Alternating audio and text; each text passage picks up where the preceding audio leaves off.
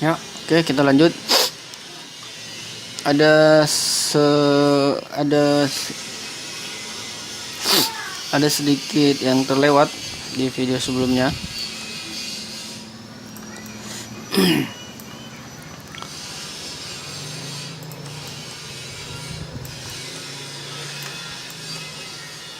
Di setiap IC itu yang menjadi catatan utama yang harus kita perhatikan adalah sebenarnya hanya ada 3 poin. Poin pertama itu adalah input ini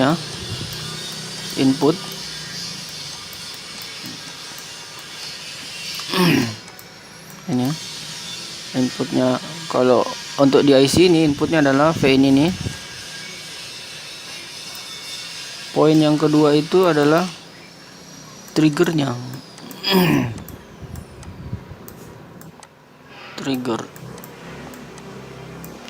Trigger ini atau enable-nya. Nah, di IC ini memiliki 4 enable yang harus kita ketahui. Enable yang sebenarnya, bukan yang sebenarnya, maksudnya enable yang mengaktifkan IC ini.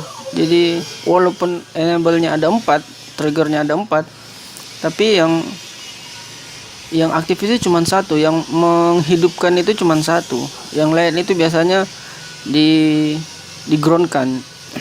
Artinya di mainboard lain kemungkinan besar yang tidak aktif itu justru itu yang aktif. Jadi kita harus tahu. Nah, seperti IC ini, ketika VIN ini masuk, kita sudah menemukan inputnya. Terus yang berikutnya adalah kita harus mencari enable-nya, triggernya. Enable-nya ada di sini, ada 3. Di kaki 13, di kaki 18, di kaki 1, dan di kaki 6.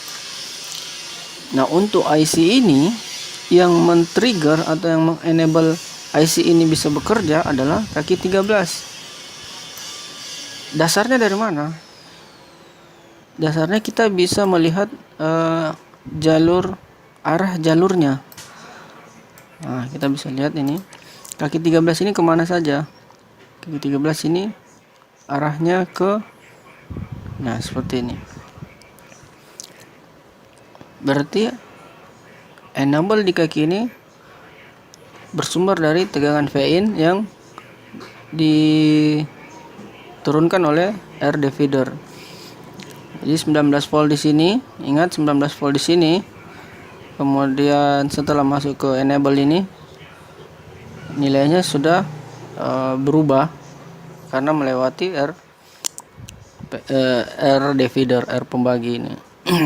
Jadi kalau menemukan kasus di kaki 13 ini nilainya 19 volt, maka pastikan R ini diperiksa. Atau nilainya tidak sama dengan yang hasil perhitungan kita, pastikan R ini diperiksa. Kemungkinan besar R ini mengalami drop atau melar. Terus enable yang lain bagaimana? Kita lihat enable yang lain. Interrupt 1 kita lihat masuk ke resistor dan di-ground-kan. Begitu juga interrupt 2 lewati resistor dan di-ground-kan. Artinya bisa dipastikan bukan kedua R ini yang menghidupkan atau yang mengaktifkan IC ini. Bagaimana dengan ANC? Coba kita lihat ANC. Masuk ke ini kapasitor, di-ground-kan, kemudian ada jalur lainnya. Ini PR 180, terus masuk ke 8223N. Nah, 8223N itu kemana? Nah, ini perhatikan 823 ini larinya ke sini.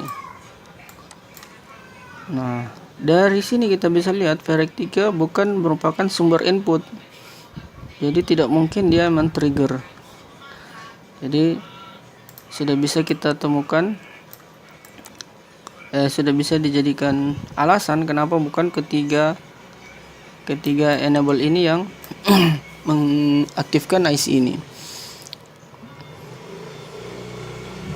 Terus yang ketiga setelah trigger kita temukan adalah outputnya. Nah, ini jadikan patokan. Salah. Ini outputnya. Ini maksudnya jika suatu hari teman-teman menemukan IC yang mungkin lebih besar atau lebih banyak pin-pinnya, maka yang perlu yang teman-teman perhatikan adalah tegangan inputnya. Cari dulu tegangan inputnya, ukur dulu tegangan inputnya. Apakah semua tegangan inputnya, misalnya IC-nya memiliki beberapa tegangan input, karena tidak selalu IC itu satu, biasanya ada memiliki beberapa tegangan input. Nanti kita akan bahas di IC lainnya, itu ada beberapa IC yang memiliki lebih dari satu tegangan input. Nah, ukur dulu tegangan inputnya, kemudian cari enable-nya. Siapa yang men-trigger IC ini? Setelah ketemu, cari outputnya. Nah, di output itulah yang jadi ketika enable-nya sudah ada, ternyata outputnya tidak keluar. Nah, outputnya itu harus kita periksa. Apakah keluarannya sudah normal, atau terjadi feedback, atau ada MOSFET yang bermasalah. Nah, seperti MOSFET ini pada dasarnya jarang bermasalah, kecuali memang short. Tapi jika beberapa metode pengukuran kita sudah lakukan dan ternyata belum keluar juga Vout-nya, maka MOSFET ini wajib dicurigai sebagai sumber masalah.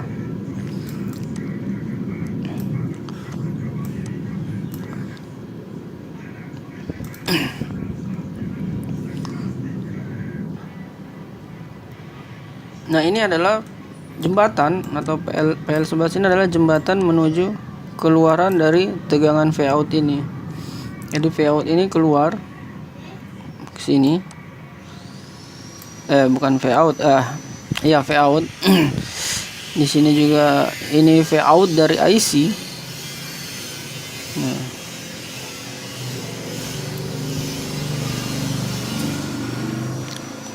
Keduanya,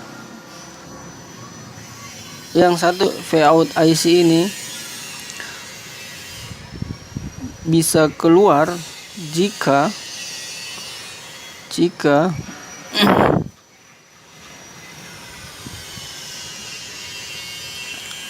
semua syarat-syarat yang sudah terpenuhi, hasil pengukuran yang sebelumnya kita lakukan sudah terpenuhi, maka Vout ini akan keluar. Begitu juga Vout yang ada dari kaki 20 ini. Nah, ini akan keluar dari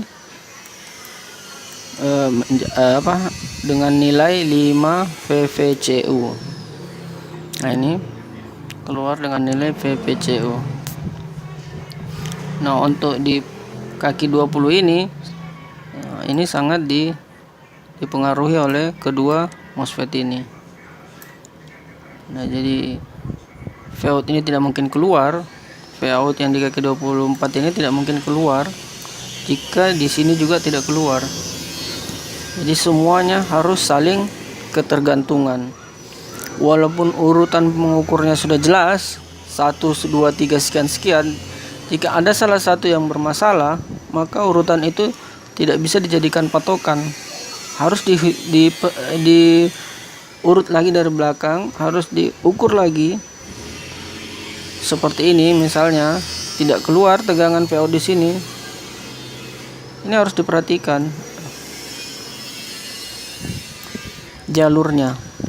Yang harus diperhatikan jalurnya. Ini tegangan di sini keluar, jalurnya melewati ini. Jadi ini harus diukur. Kemudian Vout-nya ini melewati mana? ini bisa jadi masalah, ini bisa jadi masalah, ini bisa jadi masalah. Semua bisa jadi masalah jalur-jalur yang dilewatinya. Nah, itulah manfaatnya kita melakukan pengukuran dengan impedansi. Jadi jika kita yakin hasil pengukuran sudah benar, lakukanlah impedansi di kaki di induktor ini, di PL10 ini. Impedansi itu apa? Di teori akan dijelaskan secara lebih detail karena langsung dengan contoh, dan akan lebih jelas lagi ketika kita masuk ke tahapan analisa langsung pengukuran ke IC-nya. Jadi ini teori, berdasarkan teori nanti tetap kita lakukan pengukuran berdasarkan hasil nyata sehingga lebih mudah menerimanya. Nah, ini kaki 1 ada titik di kaki di IC-nya menandakan ini kaki 1. Kemudian di mainboardnya ada titik putih seperti ini, jadi ini berpasangan. Kemudian arah tegangannya ini arah perhitungan kakinya seperti ini. Jadi ini kaki 1, kaki 2, kaki 3 dan seterusnya. Nah, terus ini kaki 12, 13 sampai kaki 24. Nah, itu. Dan di sini kita lihat ini MOSFET ini dan MOSFET ini sebagai pendamping dari IC DC-DC ini. Kemudian ada PL, ini induktor, ini ada induktor, dan ini ada kapasitor dengan kemampuan menahan arusnya sampai 6,3. Ini kita lihat 6,3, sama di sini 6,3. Nah, ini 6,3. Tuh, ini 6,3.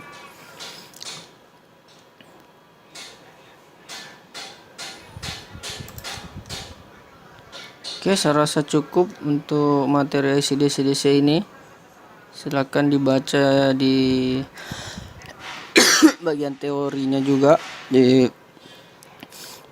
mungkin lebih jelas karena ini harus dihafal.